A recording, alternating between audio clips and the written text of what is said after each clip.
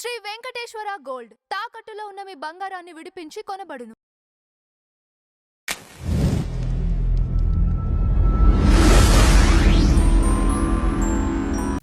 నమస్తే అండి, welcome to tea media. మనతో పాటు senior journalist, political analyst doctor Durga Vardhaman గారు ఉన్నారు. మేడం నమస్తే. మేడం, సింగర్ మంగ్లీ చేసినటువంటి పాట ఇప్పుడు యూట్యూబ్లో నుంచి కూడా తీసేయటం జరిగింది అని విన్నాము.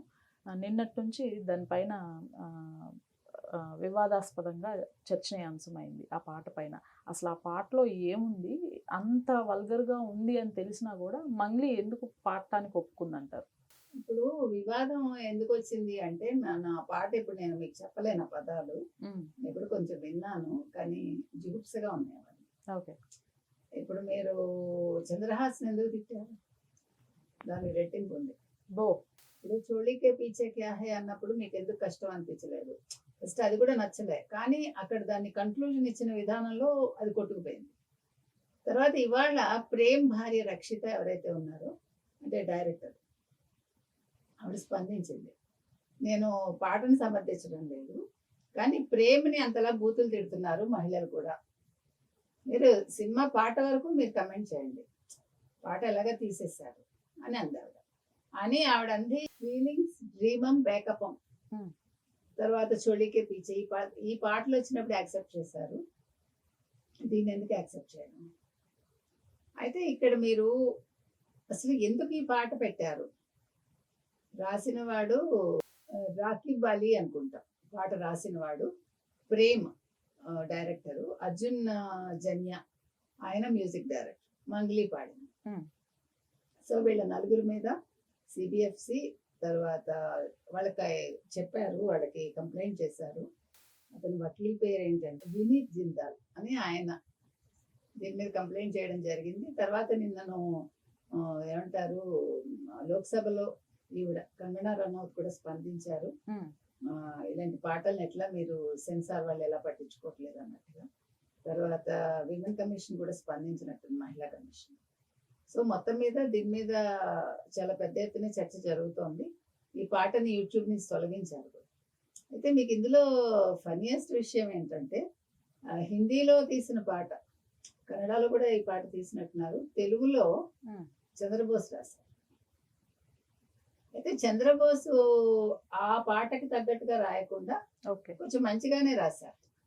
కానీ జనాలు అడుగుతున్నది ఏంటంటే, మీరు ఒక ఆస్కార్ స్థాయి రైటర్ అయ్యి ఉండి ఇలాంటి పాటకి ఎందుకు రాశారంటే, నేను రాయనన్నాను, వాళ్ళు బలవంతం చేశారు. ఆన్సర్ కూడా సరిగా లేదు. మీరు పూర్తిగా రిజెక్ట్ చేయాలి. చంద్రబోస్ ఒక స్థాయి వచ్చేసిందండి. ఒక స్థాయికి వచ్చాక ఆయన ఇలాంటి పాటలు రాస్తే బాగుంటుందా? అవసరం. చాలా మంది అంటారు, నువ్వు అంటావా మీరు యాక్సెప్ట్ చేశారు కదా. ఎవరు యాక్సెప్ట్ చేశారు? మనం యాక్సెప్ట్ చేయాలి.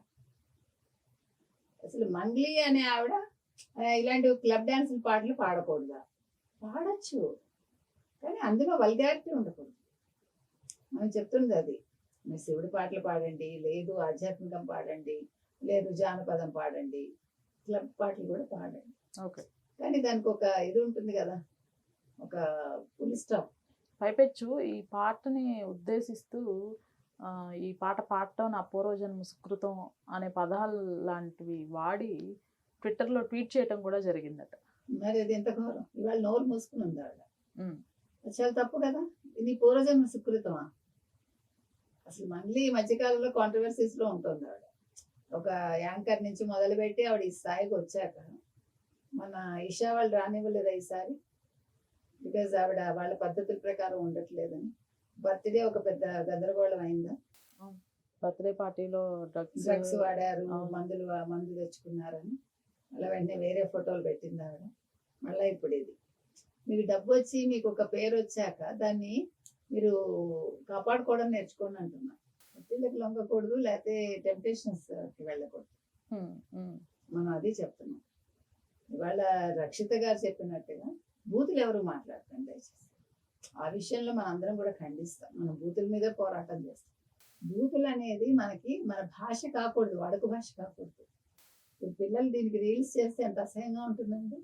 ఈ పాటకి జస్ట్ ఊహించుకుంటే, ఇలాంటి పాటలు మనం కుటుంబంతో కూర్చుని వింటామా? ఇప్పుడు సమంతకి అంత నెగిటివిటీ వచ్చింది ఆ పాట వల్ల కూడా కదా. అవును. అవసరమా సమంతకి ఒక హీరోయిన్ స్థాయికి వెళ్ళి అని. సరే వ్యక్తిగతాలు పక్కకు పెట్టండి, సినిమా వరకే మాట్లాడు.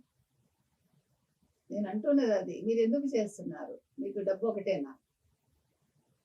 ఎంత సంపాదిస్తే మనిషికి తృప్తి ఉంటుంది? ఆ తృప్తి రావడం కోసం మనం దిగజారక్కర్లేదు, డబ్బు కోసం దిగజారక్కర్లేదు. వాళ్ళ మంది తెలుసుకోవాల్సింది. Thank you.